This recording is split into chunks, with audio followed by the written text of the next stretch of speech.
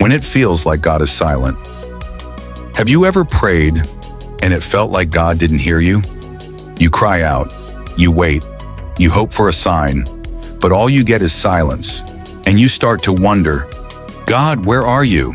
If that's where you are right now, I want you to know, you are not alone.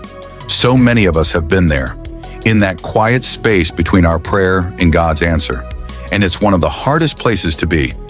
But here's the truth. Just because God is silent doesn't mean He's absent. Let me say that again for your heart to catch it. God's silence is not His rejection. Sometimes silence is the space where God is working the most deeply. Think about this. When a teacher gives a test in school, they don't talk during the test, right? The teacher is there, watching, making sure you're okay, but they're quiet, not because they don't care, but because it's time for you to remember what you've learned. It's the same with God.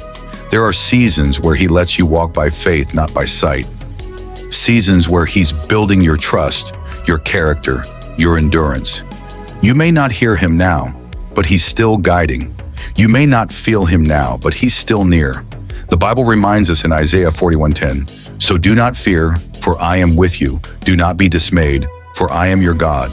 I will strengthen you and help you. I will uphold you with my righteous right hand." That's a promise, and God never breaks His promises. Maybe you're asking, why would a loving God stay silent when I need Him the most? Here's something to consider. Growth often happens in the quiet. A seed doesn't make noise when it's growing under the soil.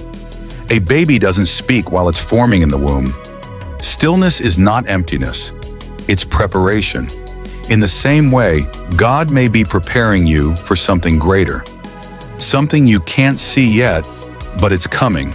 And just like a loving parent watching their child learn to walk, God is watching you with love, cheering you on, even when you can't hear Him.